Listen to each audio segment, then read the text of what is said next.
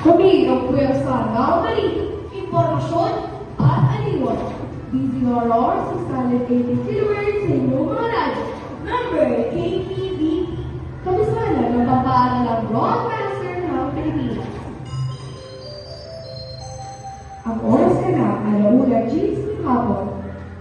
Radyo Agilang ng Kabataan. Unang-una Bagong-bago. at magbibigay ng impormasyong makakatuwanan. Radyo Agilang ng Kabataan. Magandang hapon Quezon City, ngayon ay araw ng Linggo, ika-24 ng Nobyembre. Ako si Rian Sin de la Roca. At ako naman si Prince Duval. Kami ang Ito inyong mga kasama sa 5 minutong balitaan. Sa ulo ng mga nababagang balita. Pangulong Marcos Jr. nagtalaga ng opisyal sa gobyerno. Senator Joel nagsisilita tungkol sa issue sa budget ni Vice Presidente Duterte. Pinapobrahan ng Supreme Court ang mataas na ginawa ng ULAS. Action University pinanatili ang pwesto sa Final Four.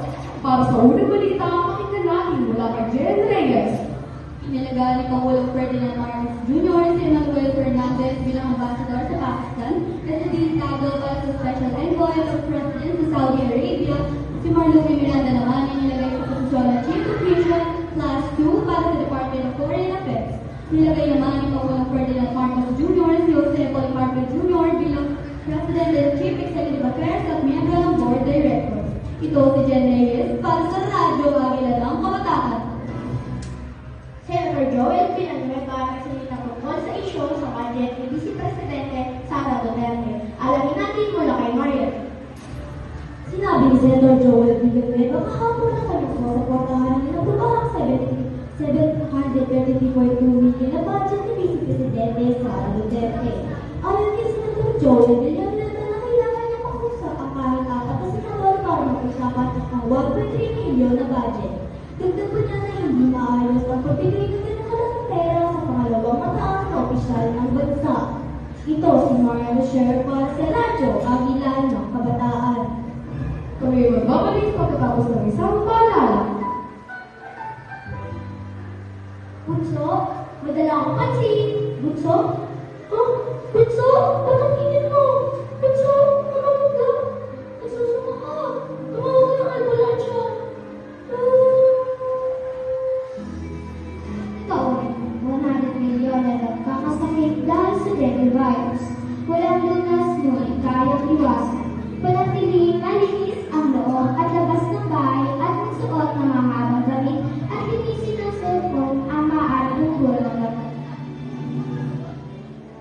Tayong lahat ay mag-ingat para sa ating kalusugan.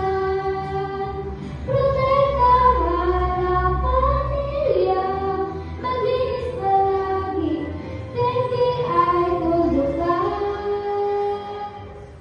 Ang mensahe nito ay atin sa inyo ng Pilipinas. Babalik ang Radyo Agila ng Kabataan.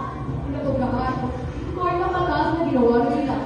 Detalye alamin natin ayaw.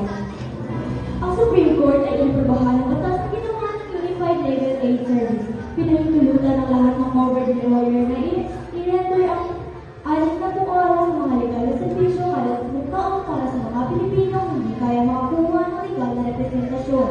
Sa ilalim ng bagong batas, kahit sa tao na hindi kaya magbayad para sa adequate legal service ay asikasuhin ng isang covered lawyer ay sa patakaran na pinatupad ng ULAS for Qualified Special Needs Legal Aid. Ang mga abogado na tumatang nakaabot ang sakong dami ng program na art na makakaharap ng parusa. Ito si Marco Sher para sa Radyo Agila ng Kabataan. Para sa Balitang Sports, narito muli si Jen Reyes. Napanatili ng Adamson University ang kanilang pwesto sa Final Four laban sa Ateneo at hinamon ng University of the East ng playoff para sa uling semi-final ticket para sa UAAP Season 87 Men's Basketball Tournament kahapon na ginanap sa Pinoy Ecoora Center sa San Juan. Ang Adamson University at University of the East ay magtutungali para sa ulit pwesto sa Final Four sa Miyerkules, ika-27 ng Nobyembre. Ang grupong mananalo ay may pagkakataong makalaban na defending champion na De La Salle University. Ito si Jen Reyes para sa Radyo Agila ng Kabataan. At iyan ang mga balita aming nakalap